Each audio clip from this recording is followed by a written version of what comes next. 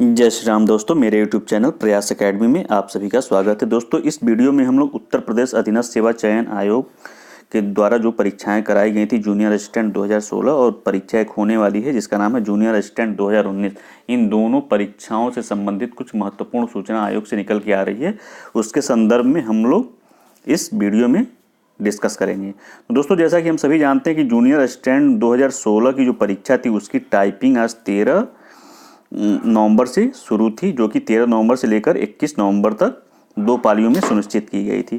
तो दोस्तों, आज जो टाइपिंग थी 13 नवंबर को, यह जो है परीक्षा सेंटर जो था वहाँ पे सर्वर डाउन होने की वजह से यह परीक्षा आज की स्थगित कर दी गई है।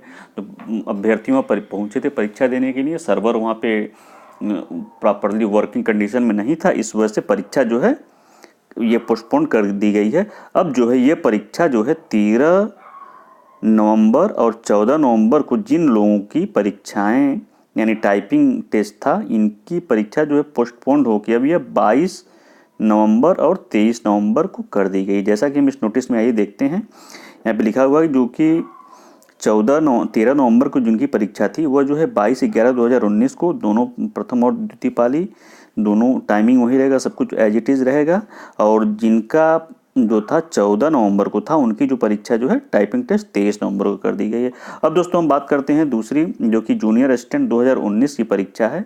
यह परीक्षा जो है पहले 3 नवंबर को होने वाली थी, लेकिन यह भी पोस्टपोन कर दी गई है। और जो आयोग में नोटिस जारी किया था उसमें दिया था कि दिसंबर के प्रथम पक्ष में। तो दोस्तों, जैसा कि सूचना मुझे मिल पा रही है, इसमें यही हो रहा है कि यह परीक्षा जो है दिसंबर माह में, जो कि 15 दिसंबर को यूपी पीसीएस प्री की परीक्षा है, उसके बाद ही ये परीक्षा कराई जाएगी।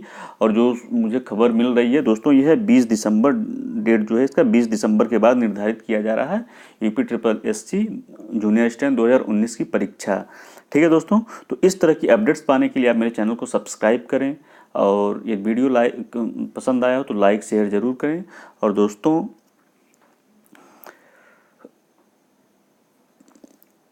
धन्यवाद।